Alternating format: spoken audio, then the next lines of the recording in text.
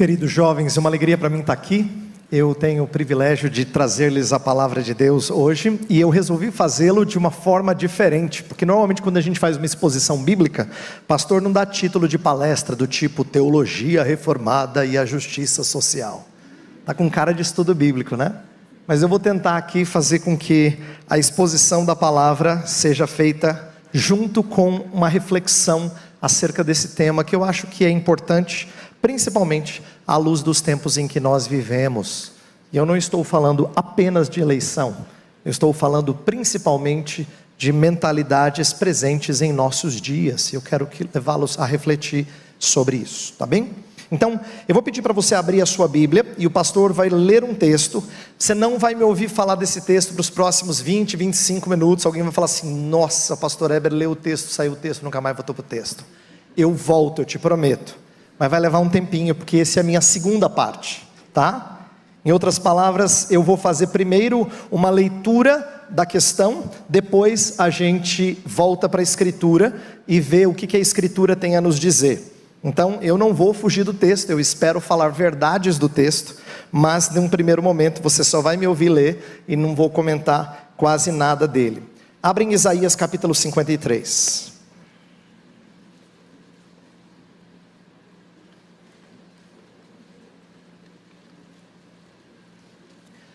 Nós vamos ler todo o capítulo 53, e eu vou tentar, na segunda parte da minha palestra, falar um pouco sobre cada trecho desse capítulo, embora eu não vá fazer uma exposição detalhada, mas eu vou tirar algumas verdades desse texto e aplicar para o nosso tema, tá?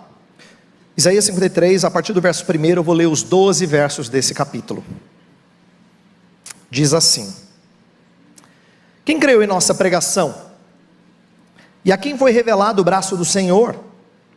Porque foi subindo como renovo perante ele, como raiz de uma terra seca, não tinha aparência nem formosura. Olhámo-lo, mas nenhuma beleza havia que nos agradasse. Era desprezado e o mais rejeitado entre os homens, homem de dores e que sabe o que é padecer. E como um de quem os homens escondem o rosto, era desprezado e dele não fizemos caso. Certamente ele tomou sobre si as nossas enfermidades e as nossas dores levou sobre si. E nós o reputávamos por aflito, ferido de Deus e oprimido. Mas ele foi traspassado pelas nossas transgressões e moído pelas nossas iniquidades.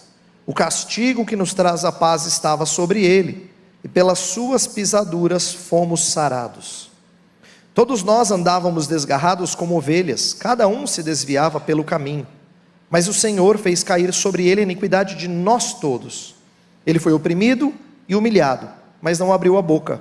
Como cordeiro foi levado ao matadouro, e como ovelha muda perante os seus tosquiadores, ele não abriu a boca.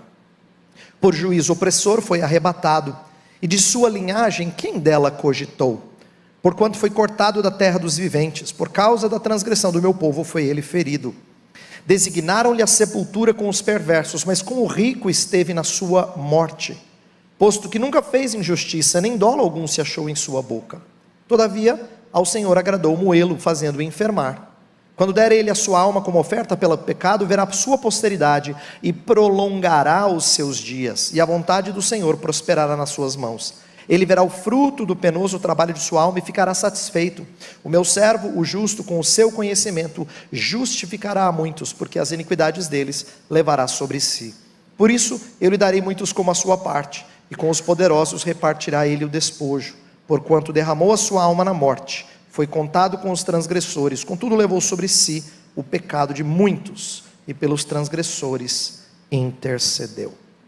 O texto parece não ter nada a ver com justiça social, mas eu prometo fazer o link na segunda parte. Eu quero começar falando sobre como muita gente tem percebido na nossa sociedade uma nova percepção do que seja a sociedade. Isto é, em nossos tempos, as pessoas têm olhado para a sociedade com novos olhos, com nova percepção. Eu quero dar exemplos e usar linguagem que talvez você esteja familiarizado. Alguns de vocês muito, outros menos, mas eu imagino que em alguma medida todos nós ouvimos algumas das coisas acerca dessa nova percepção da sociedade.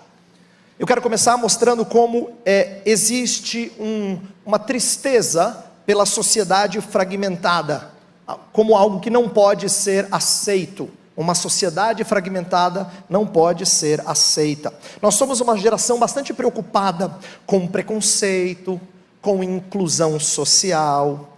Nós tentamos conscientizar as pessoas de que existem grupos em nossa sociedade que são marginalizados, quer seja pela sua raça, pela sua posição social, pela sua limitação funcional ou pela sua religião. Isto é, e até pela sua opção sexual. Isto é, se você pertence a um grupo costumeiramente chamado de minoria ou de marginalizado, seja o negro, o pobre, o deficiente físico, o muçulmano ou o homossexual, a ideia é que essas pessoas têm sofrido em nossa sociedade e existe uma nova sensibilidade que luta por esses que são marginalizados. Preste atenção no que eu vou dizer agora. Todas as vezes que nós nos identificamos com os que sofrem e nós ansiamos por uma sociedade diferente, nós percebemos ecos da criação. Isto é, nós temos anseio de que as coisas voltassem a ser como elas eram quando tudo foi criado, sem pecado. Esses são ecos da criação, de um tempo que não havia fragmentação. Porém, presta atenção, porque quem faz esse discurso não é crente necessariamente. E se não é crente, então ele é utilizado em certos lugares para favorecer certos grupos. Por exemplo, esse discurso de lutar por certos grupos é válido principalmente, eu diria quase que somente no Ocidente. Você não vê esse discurso em países árabes. E ele é direcionado a grupos específicos que querem mais espaço e validação. É o caso dos islâmicos em contexto ocidental e da agenda LGBT, por exemplo. Agora, se há ecos da criação, isto é, desejo de ter um mundo não fragmentalizado, existe uma sensibilidade e uma indignação para com os excluídos. Isto é, não se fala mais de pecado na nossa sociedade, porque essa é uma linguagem religiosa que muita gente não tem mais, nem de imoralidade, que é uma linguagem ética, que as pessoas dizem assim, bem, é meio difícil, porque o que é imoral para você pode não ser imoral para mim e tal, mas eles falam de sensibilidade para com injustiças. Essa é uma linguagem mais comum. Eu tenho uma sensibilidade para com as injustiças ao meu redor. Então, vários males da sociedade são listados como prova de que a sociedade é estruturada a partir de sistemas de poder e privilégio. Dois autores que não são cristãos, são seculares inclusive, falam desses males sociais, listam eles como patriarcado, supremacia branca, imperialismo, heteronormatividade, gordofobia. Não inventei essa. São temas listados como muito comuns nas agendas hoje em dia, sendo prova de que a sociedade ela é estruturada a partir de sistemas de poder, de opressão. Por exemplo, você acusar o criminoso, ou questionar se a gente deve ou não fazer redistribuição de terras, ou apontar elementos violentos na religião muçulmana, baseado no Alcorão, ou chamar a homossexualidade de imoral, essas coisas não entram no direito de opinião. Presta atenção como o discurso tem sido trabalhado. Essas coisas não entram no direito de opinião. Inclusive, nossa sociedade é muito impaciente para com o diálogo com o contrário. Normalmente essas coisas são vistas como linguagem opressiva e discriminatória. Aí você diz assim, pastor, mas é só agora que as pessoas falam assim? Não.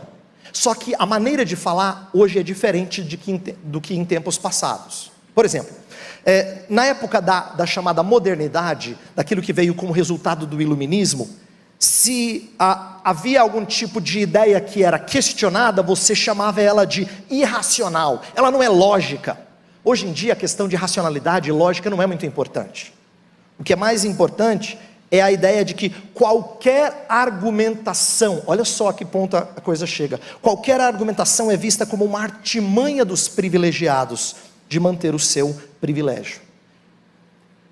falando de maneira mais simples, é assim, ó, você perde lugar de fala. Essa você ouve sempre.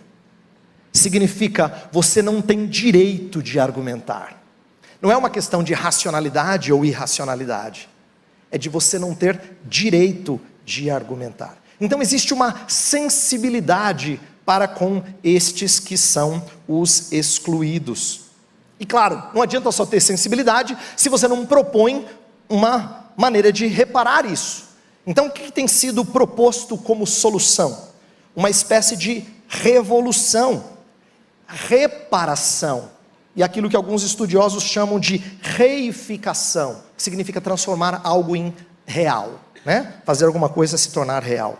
A ideia de revolução para atingir o ideal social que nós almejamos tem sido validado. Quando eu falo revolução, eu estou usando linguagem de violência, de quebrar com certas estruturas, né? Uma linguagem mais forte. Quando direitos iguais e inclusão social estão em jogo, até violência pode e frequentemente é legitimada, validada.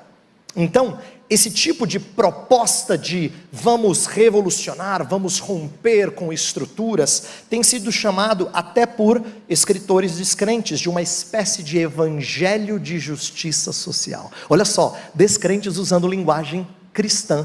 Eles dizendo que essa proposta de uma mudança social através dessas quebras de paradigmas é um evangelho de justiça social. E o que eles pretendem alcançar? Qual é o objetivo? Qual é a utopia a ser alcançada? Um novo modelo de sociedade. Um novo modelo de sociedade. Por exemplo, para minha surpresa, eu tenho ouvido coisas diferentes relacionadas às eleições, e nós estamos em tempo de muita sensibilidade. Eu sei que o pastor Heber tocar nesse assunto sempre pode ser desconfortável, mas eu vou fazer de um jeito para chamar a sua atenção só com o tipo de linguagem. Olha só, o que eu tenho ouvido? Que até quando se discute questões de eleição, corrupção não deixou de ser importante, mas ela não tem mais a mesma força que ela tinha antes. Usar argumentação de corrupção, ela não tem a mesma força que ela tinha antes. Por quê? Porque é muito importante você falar de marcos civilizatórios. Você falar de um novo modelo de sociedade. Olha o anseio que se tem. Uma sociedade onde o negro não seja visto como suspeito de um crime logo de imediato. Uma sociedade na qual haja mais saúde pública, que certamente evitaria tantas vítimas do Covid. Uma sociedade que abandone a estratificação, onde homem vale mais que mulher, hétero vale mais que gay, magro vale mais do que gordo, branco vale mais que preto, rico vale mais que pobre.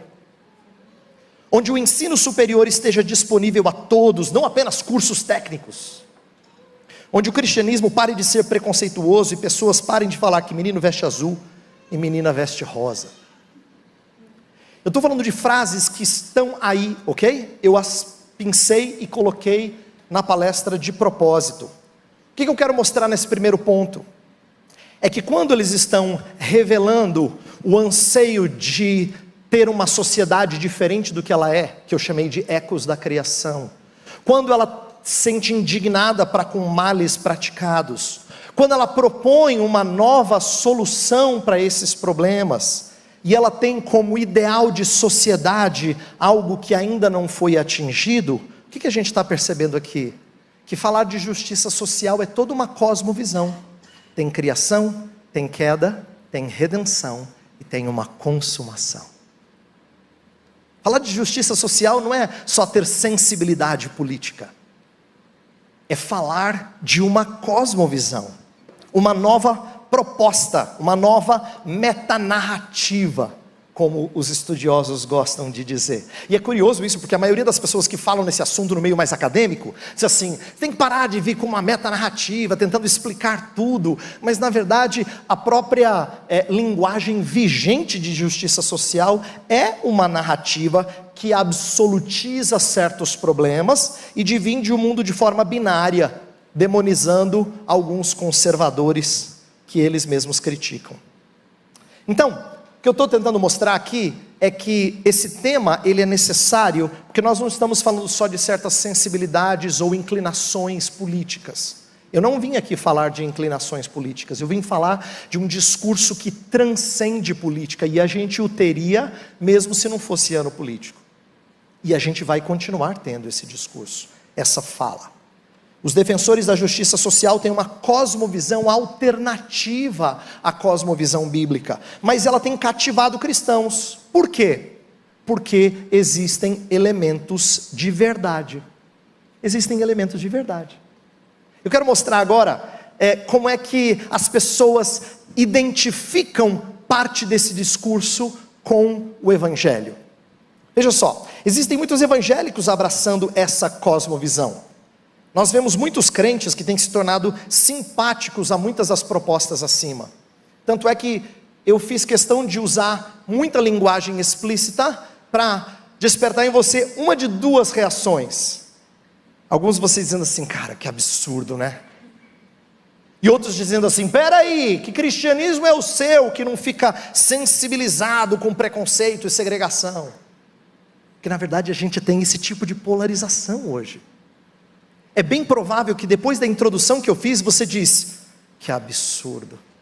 Ou você diz assim, não acredito que ele está falando isso. A gente não fica no meio. Normalmente a gente não consegue estabelecer um meio termo. Ou a gente radicaliza para um lado ou para o outro, não é? Ou a gente diz assim, que absurdo. Ou a gente diz assim, mas que falta de sensibilidade.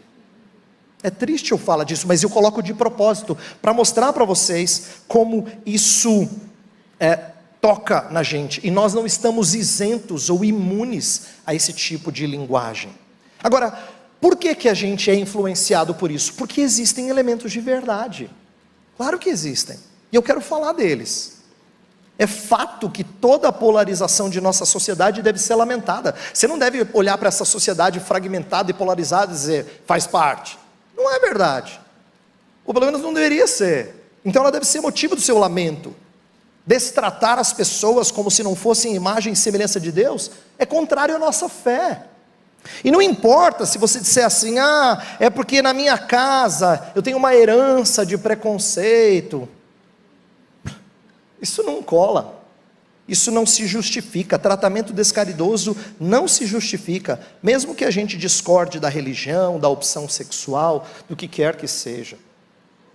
Então, a gente precisa reconhecer o mal que existe ao nosso redor.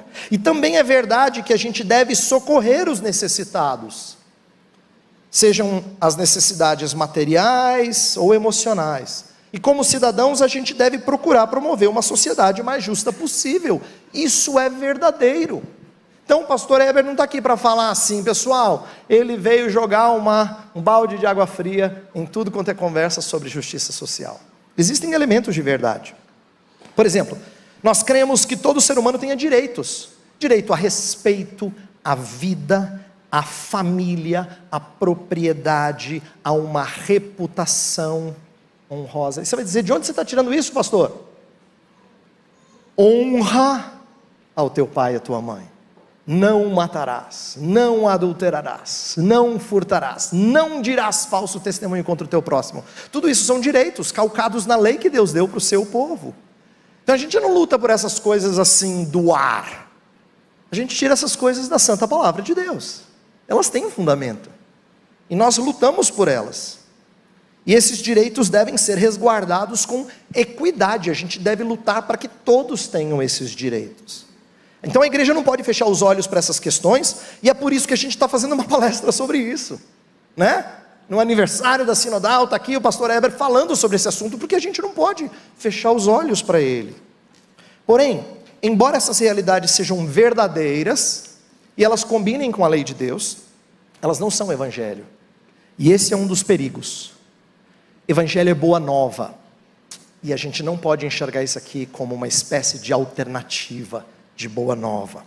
Sabe, existe no meio evangélico muita gente que tem assumido propostas dessa cosmovisão de justiça social e feito disso uma espécie de nova apresentação de Jesus, ou uma versão evangélica disso, gospel de justiça social.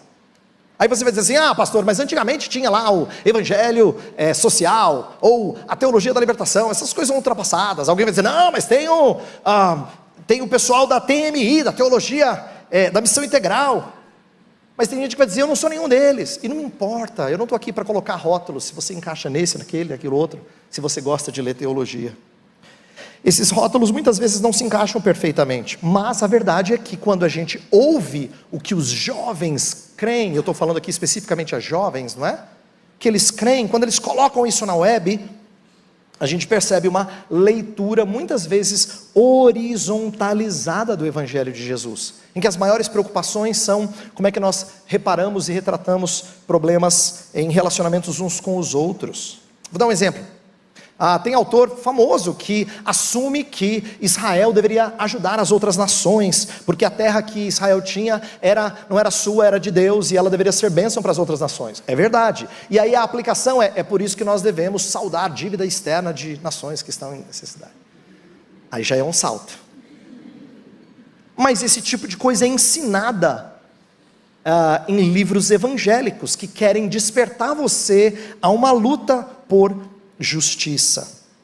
Veja, Israel nunca foi cobrada de não socorrer outras nações nas suas necessidades materiais. O que Israel tem, que é extraordinário, é estar aberta ao estrangeiro e socorrê-lo quando ela estava na sua terra, para mostrar que estar perto de Deus sempre significa ser abençoado. Então havia uma razão pela qual Israel socorria o necessitado, o estrangeiro. Porque o estrangeiro não era seguidor do Deus de Israel, mas ele podia presenciar a bênção de estar próximo desse Deus. Quais são algumas das premissas da justiça social que eu quero dizer para a gente terminar essa primeira parte antes de ir para o texto sagrado? O que a justiça social tem pregado, assumido como verdadeiro? E eu vou usar a linguagem teológica aqui. Ela tem uma visão de ser humano, ela tem uma antropologia própria, normalmente uma visão bem polarizada da sociedade, não é? Humanidade dividida em opressores e vítimas. Você ouve isso com frequência, pessoas que vão assumir que existem dois grupos, opressores e vítimas.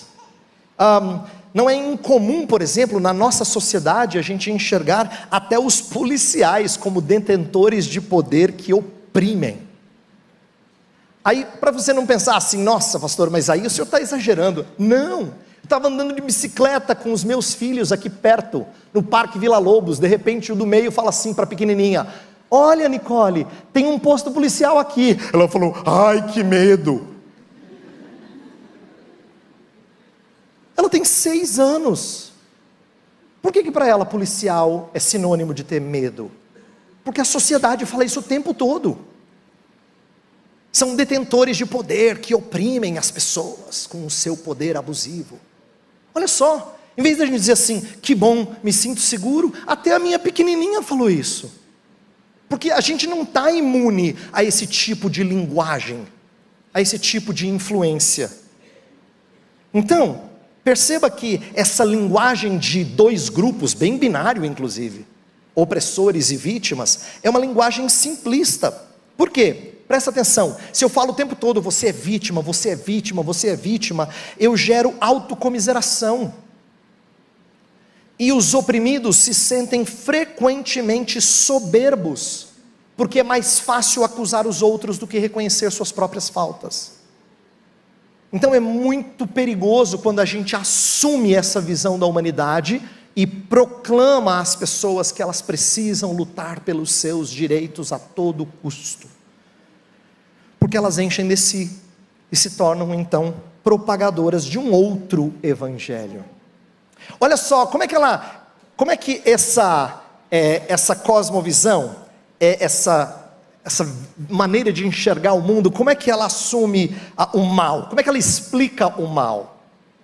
Aqui eu vou dizer uma espécie de doutrina do pecado deles. Como é que é a doutrina do pecado, por assim dizer, dessa outra cosmovisão? Você já ouviu várias vezes a linguagem de que certos problemas são estruturais, por exemplo, racismo estrutural.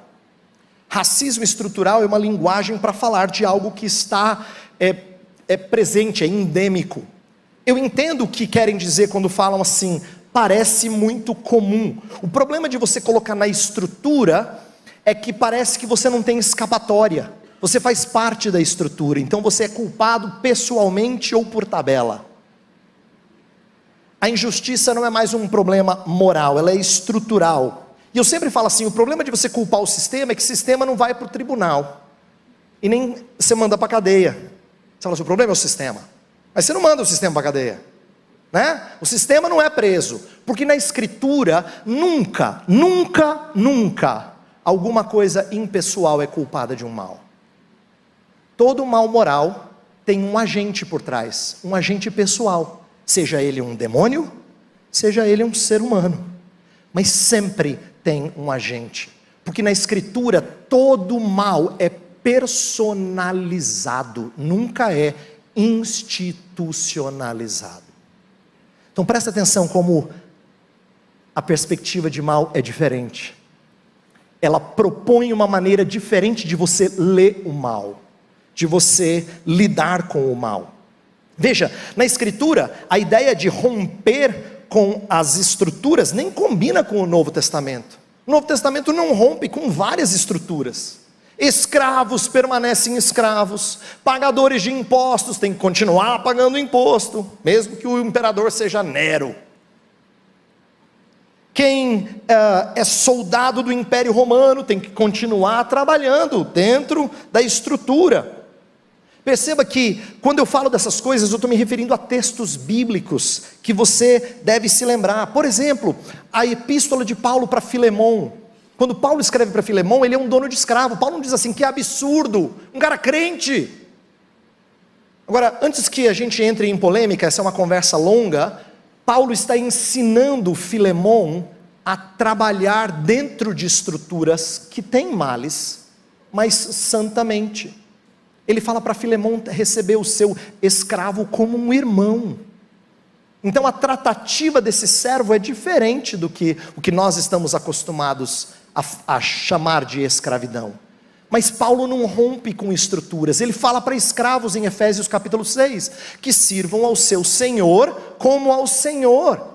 Aí você fala, não, mas isso aí é muita submissão, é você se subjugar demais. Mas olha que coisa, você serve ao seu senhor terreno como ao Senhor. Ele não está escrevendo para funcionário, está escrevendo para escravo.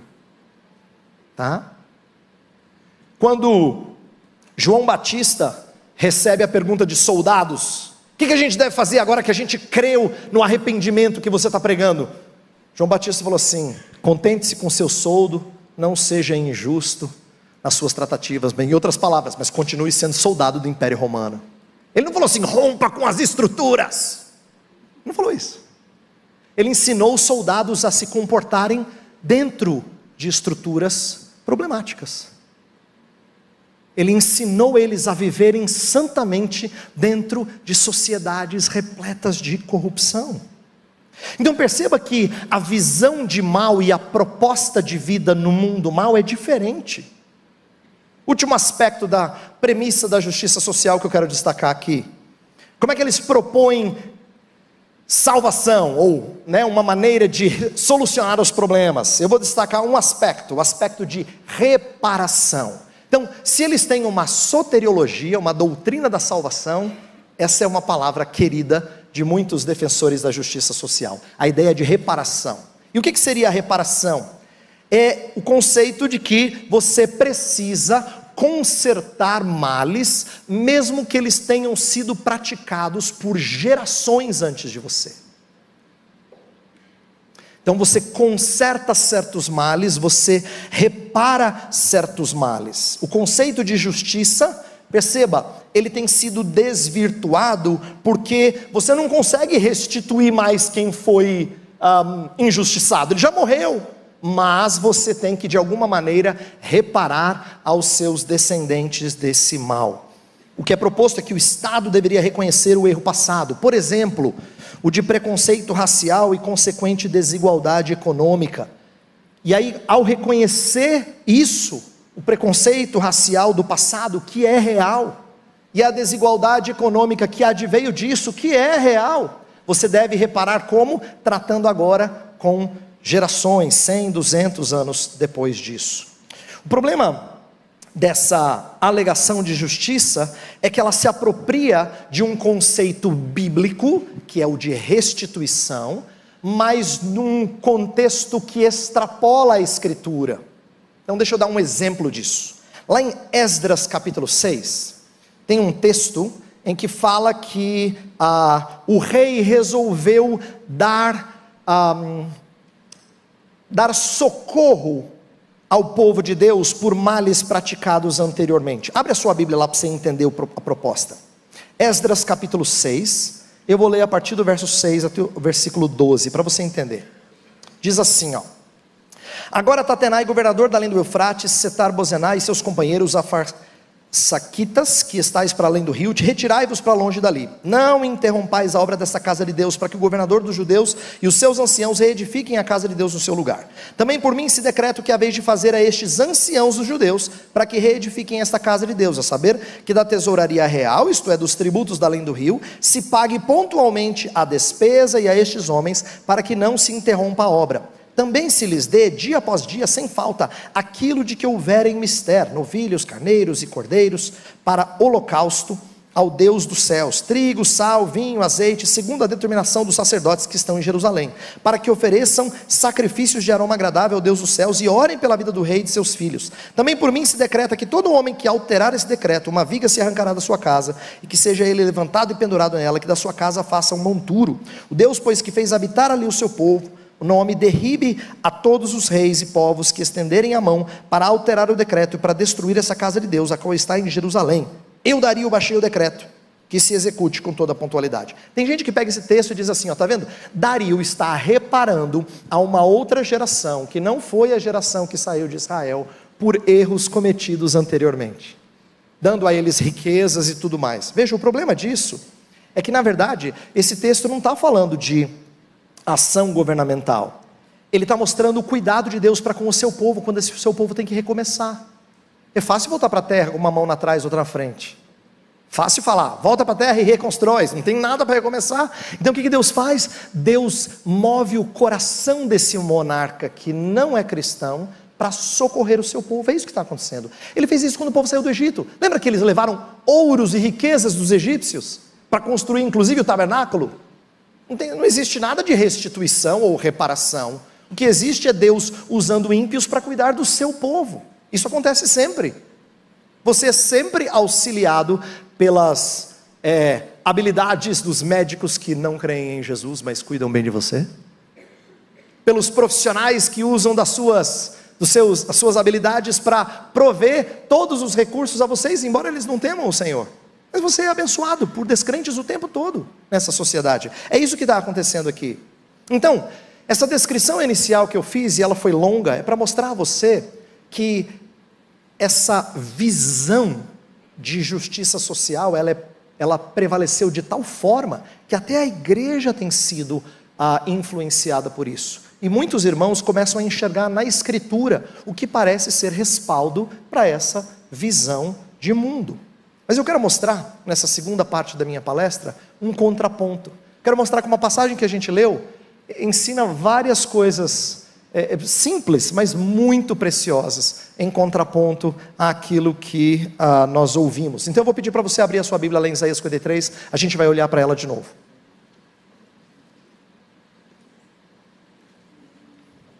Olha só, no versículo, vamos voltar para Isaías 53, no verso 2, está falando desse servo. A gente sabe que esse servo se refere a Jesus Cristo, então não vou gastar tempo com isso, mas é uma profecia feita 700 anos antes de Jesus vir a este mundo. E Isaías descreve que foi subindo como renovo, verso 2, perante ele como raiz de uma terra seca. Ele não tinha aparência nem formosura, nenhuma beleza havia que nos agradasse. Então o que a gente fez com ele? Ele era desprezado e o mais rejeitado entre os homens, homem de dores, que sabe o que é padecer, e como um de quem os homens escondem o rosto. O que Isaías ensina aqui, de uma maneira chocante, para aqueles que têm absorvido ideias de justiça social? Que, literalmente falando, só existiu um marginalizado neste mundo. Só uma vítima. Só uma vítima. Nenhuma pessoa que se sente marginalizada é, no sentido pleno da palavra, vítima inocente. Nenhuma. Aquele que era absolutamente santo, porém, foi marginalizado como um miserável de rua. Nosso Salvador é retratado aqui como se ele fosse um miserável. Ele é o único marginal que foi vítima no sentido pleno da palavra. Veja, não é que eu esteja dizendo que a gente não sofra injustiças. Claro que nós sofremos. Mas todos nós sofremos menos do que os nossos pecados merecem. O que eu quero dizer é assim, ainda que você seja tratado injustamente, e nós somos nesse mundo mal, certamente eles não são verticalmente injustos. Entendeu? Deus poderia pesar a mão sobre você com mais força. Ainda que experimentemos injustiças sociais, perante Deus nós ainda estamos no lucro. Nós ainda estamos no lucro. Esse texto, ele não fala assim, desprezaram a Jesus. Eu acho impressionante a linguagem de Isaías, que coloca na primeira pessoa do plural. Não é vós, é nós. Ele falando, nós o olhamos, e nenhuma beleza havia que nos agradasse. Como um homem de quem os homens escondem o rosto, dele nós não fizemos caso. Percebe? Isaías está colocando essas palavras na sua boca e na minha boca, dizendo que nós somos os causadores da marginalização de Jesus Cristo. Mas Jesus não veio só para ser um mártir, não é? Para sofrer na cruz, todo mundo fala assim, tadinho, que bonito, defendeu a sua causa até morrer. Não, pelo contrário, a sua obra é de integração. A gente precisa anunciar uma mensagem na qual a solução para as marginalizações sociais é uma nova comunidade, onde somos todos igualados como pecadores indignos. Quando as pessoas chegam e se sentem toda torta, você diz assim, seja bem-vindo, tem um monte aqui. Verdade, seja bem-vindo. Aqui a gente tem quem conserta, e não é o pastor. Nós somos alcançados por um marginal que sofreu em nosso lugar. Eu sei que essa linguagem é forte, né? Chamar Jesus de marginal, mas é isso que o texto está dizendo. Ele foi desprezado, ele foi colocado de lado. Ele foi tratado como um marginal. Nosso pecado impede de nós sermos instauradores de plena justiça social. A gente precisa de um servo, um escravo que assuma as nossas marginalizações. Nós é que marginalizamos uns aos outros com os nossos pecados, nossas mentiras, com nossas ofensas, com as maneiras com as quais nós nos colocamos como vítimas, quando na verdade nós somos ofensores. Tudo com o propósito de criar um novo povo, composto de servos remidos. É isso que Jesus quer fazer. Ele quer criar um novo povo, composto de servos remidos. Ele recebeu o castigo que nos trouxe a paz, verso 5. Outro aspecto legal desse texto, é que ele fala que a raiz da nossa marginalização não é a opressão de outros, é o nosso próprio pecado. Olha para o versículo 4. Certamente ele tomou sobre si as nossas enfermidades, e as nossas dores levou sobre si, e nós o reputávamos por aflito, ferido de Deus e oprimido, mas ele foi traspassado pelas nossas transgressões, e moído pelas nossas iniquidades. Percebe quantas vezes o autor está repetindo que a culpa é sua? Eu contei, dos versos 4 até os 6, tem 9 ocorrências da primeira pessoa do plural, para ensinar para a gente que o servo carregou as nossas enfermidades e tristezas, foi castigado pelos nossos pecados, e houve substituição de sua vida pela nossa. Em outras palavras, o que Isaías está dizendo é que ninguém é isento de culpa. Quando a gente fala de justiça social com ar de soberba, a gente não entendeu o Evangelho. Ninguém é isento de culpa. Ninguém fala, ninguém tem lugar de fala. Aqui ninguém tem lugar de fala. Todos nós somos culpados. O Evangelho exige arrependimento de todos, não só de certos grupos. Não são só alguns que têm que pedir perdão para com os outros. Nós temos que confessar nossos pecados uns aos outros. É isso que o Evangelho exige. A obra de Cristo é a única pacificação possível. Quando ele faz propiciação pelos nossos pecados, ele promove a paz. Olha aqui outra coisa preciosa que tem no versículo 7.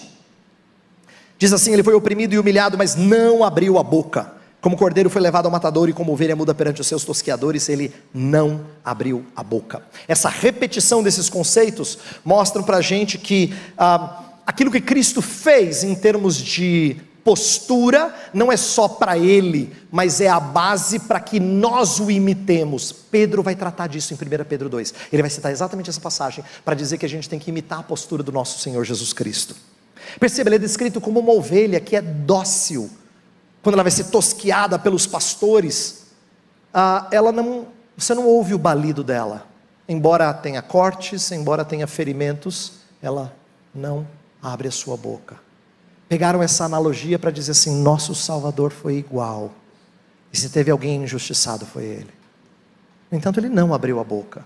Aí antes que você diga apenas assim: uau, que lindo, impossível a gente imitar, Pedro fala para a gente fazer a mesma coisa. Pedro ensina na sua primeira carta, no capítulo 2, que nós temos que seguir o exemplo de Cristo Jesus, o qual, quando ultrajado, não revidava com ultraje, quando maltratado, não rebatia esses maus tratos com retaliação. Então perceba que Pedro, caso você não se lembre desse texto, o texto de Pedro, ele está falando com escravos. Se ele estivesse falando com gente privilegiada, você diria: tem que sofrer um pouquinho, né? Muita mamata na vida. Mas está falando com escravos, e ele fala para os escravos que eles têm uma chamada de sofrer pelo nome de Cristo. Perceba como a cosmovisão é totalmente diferente. Totalmente diferente. O cristão é chamado a uma postura muito distinta. O Evangelho muda a nossa percepção do sofrimento que cai sobre nós. Totalmente. Aqui, a ideia é que nós aprendemos com o nosso Senhor a nos entregar àquele que julga retamente. É isso que 1 Pedro 2 fala nos versos 22 e 23. O sofrimento de Cristo é a postura que a gente deve ter diante de perseguições. Veja, já é difícil ser submisso quando não tem perseguição. O que dirá quando tem perseguição? É quando a gente se sente mais injustiçado. Mas para que a lição fique para todos nós, Pedro escreveu para escravos. Ele falou para o grupo mais oprimido que ele tinha que aprender a sofrer no modelo de Cristo Jesus. Mas aí você diz assim: pastor, me desculpa, o senhor só está falando para a gente ficar calado. O senhor está falando só para a gente fechar a boca e engolir seco essas injustiças nesse mundo. Então, antes que você conclua errado, eu quero voltar lá para Isaías 53, os versos 10 a 12, finalzinho. A gente tem vários verbos no futuro. Presta atenção, a partir do verso 10. No meio do verso 10 fala assim: quando der a ele a sua alma como oferta pelo pecado, verá a sua posteridade e prolongará os seus dias, e a vontade do Senhor prosperará nas suas mãos. Ele verá o fruto do penoso trabalho de sua alma e ficará satisfeito. O meu servo justo, com o seu conhecimento, justificará a muitos, porque as iniquidades deles levará sobre si. Existe um aspecto muito legal no texto aqui, muito bonito. Durante todo o capítulo 53, Isaías só usou verbo no passado. Ele sofreu, ele sofreu, ele sofreu, ele sofreu. Mas ele triunfará, ele trará justiça. Existe uma linguagem aqui de entendimento do que é próprio de um tempo quebrado versus um tempo distinto.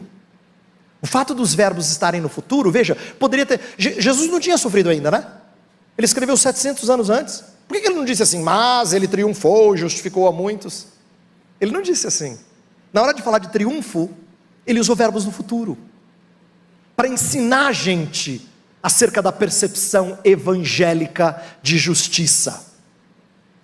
A nossa expectativa no triunfo do reino não é de que Deus vai fazer tudo certo aqui, e de uma sociedade justa aqui.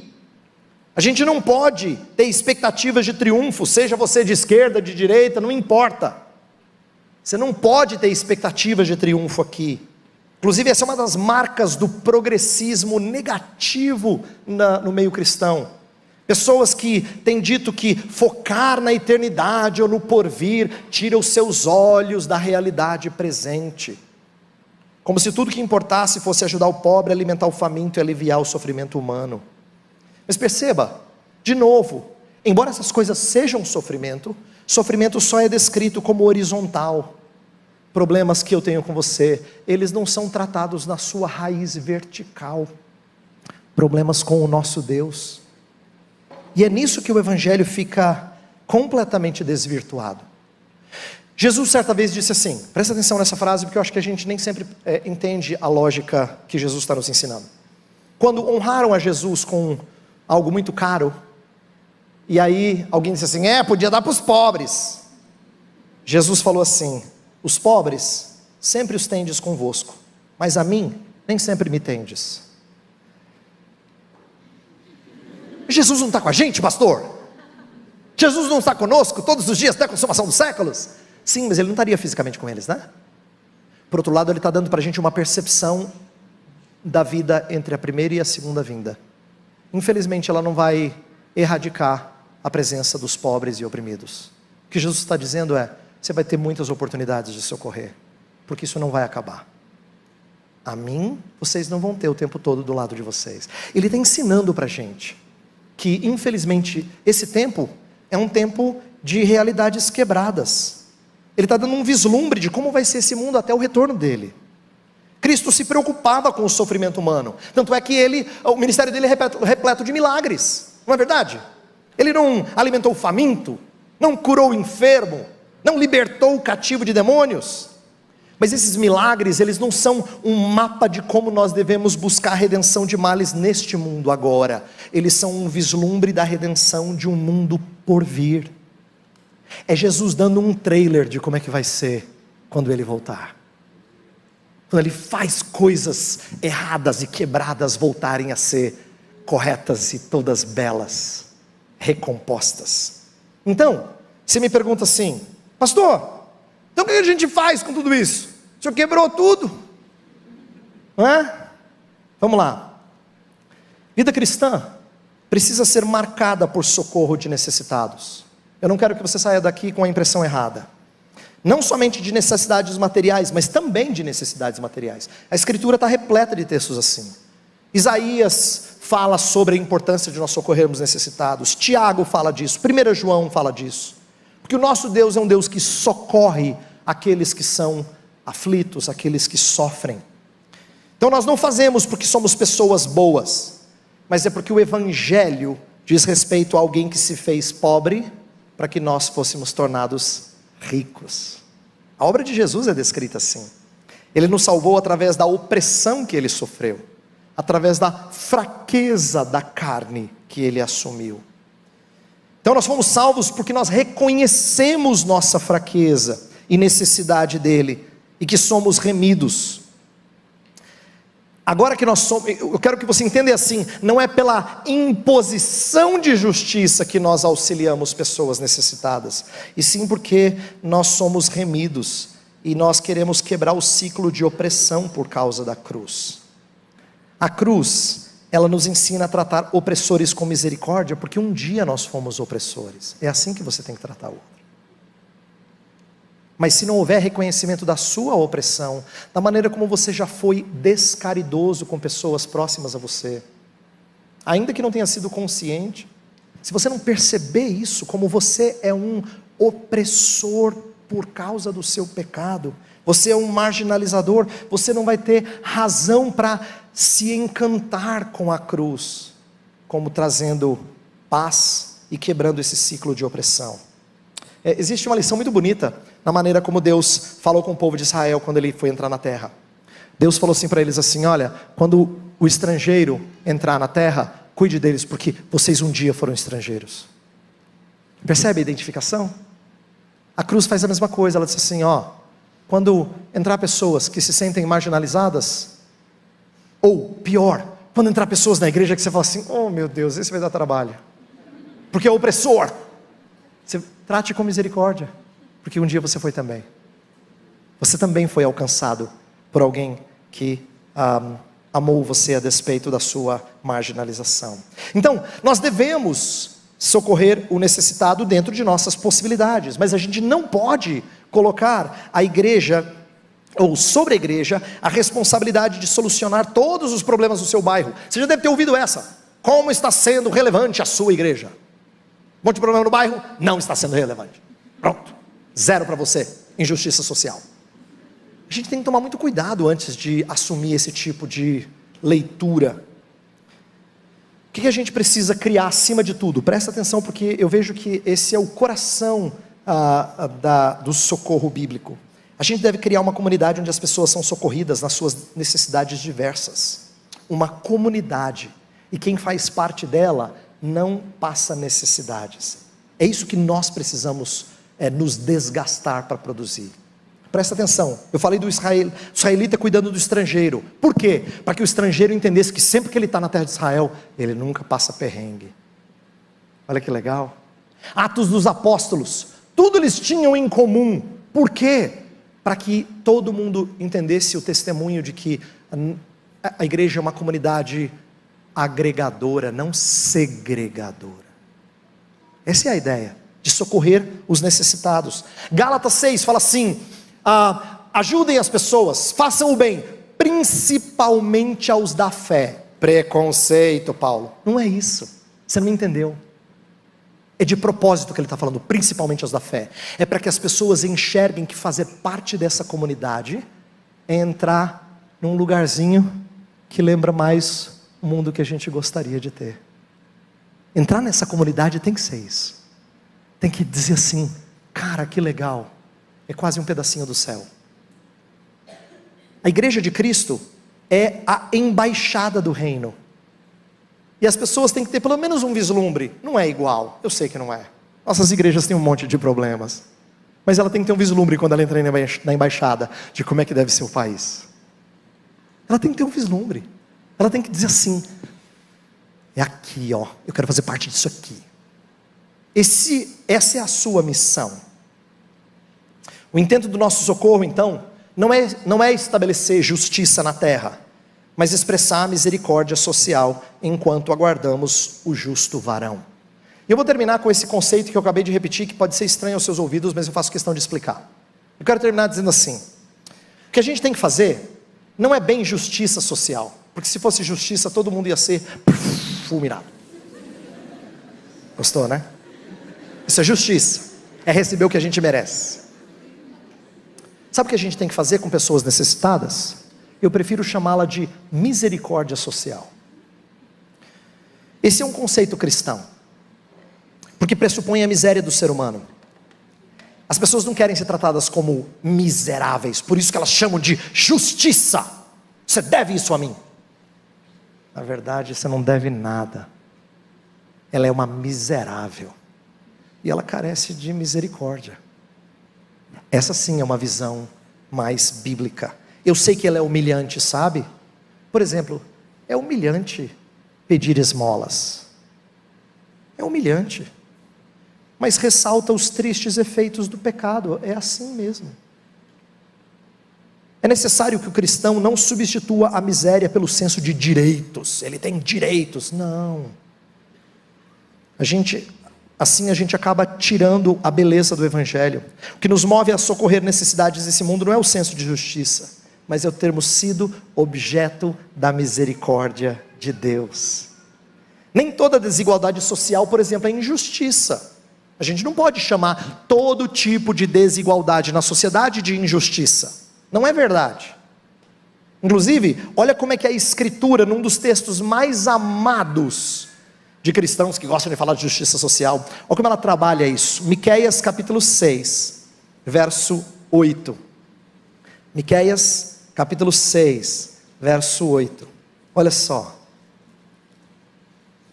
Esse é um texto muito querido, e ele ensina algo precioso. Miqueias 6, 8 diz assim: ele te declarou, homem, o que é bom e que é o que o Senhor pede de ti, que pratiques a justiça e ames a misericórdia.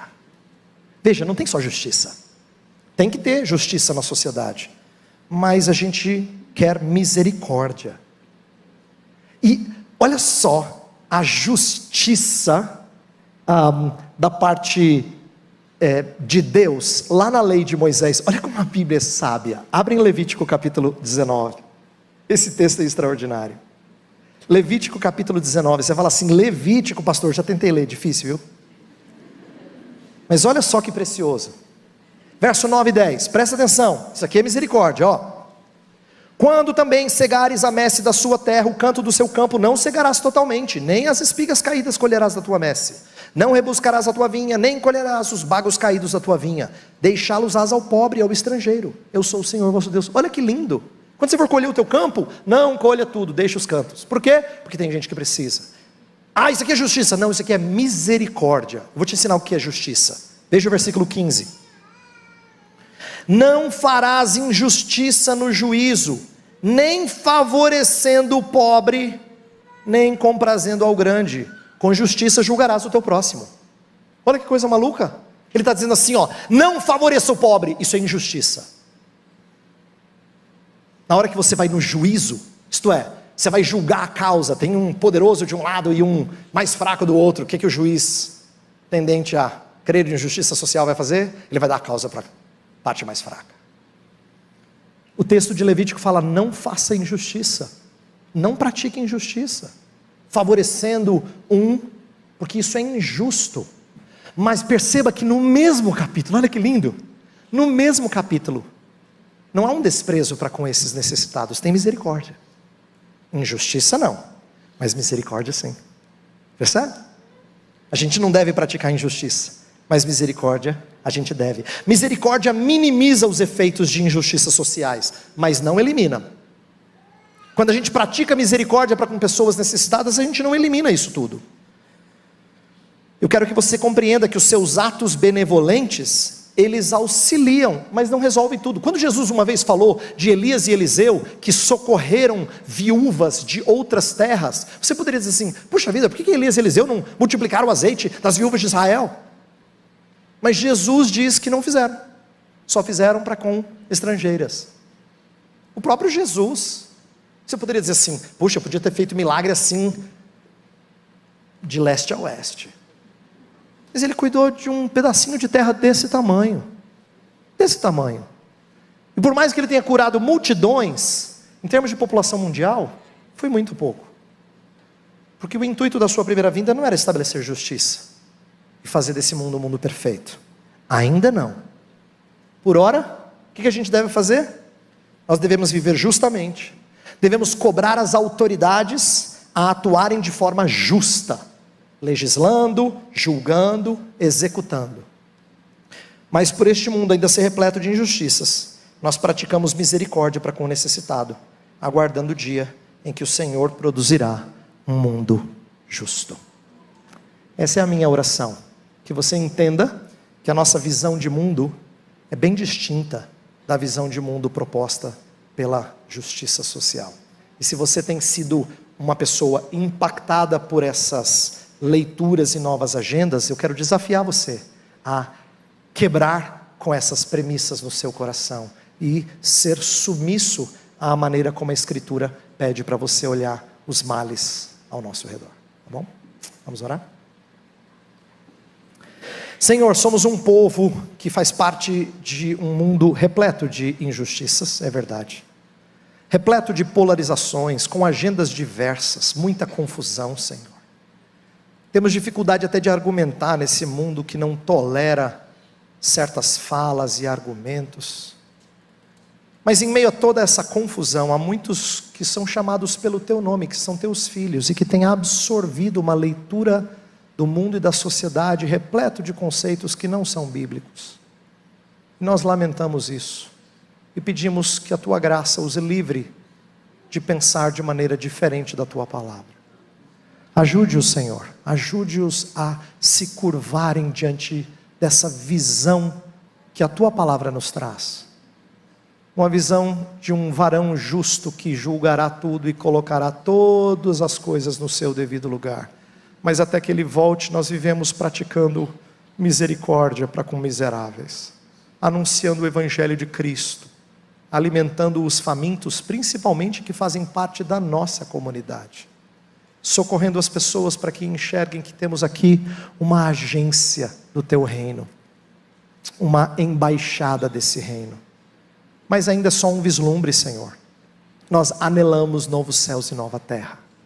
E é por isso nós rogamos que o Senhor não permita que o teu povo, os jovens aqui presentes nesta noite, e aqueles que nos assistem, que coloquem esperanças erradas de que esse mundo será justo.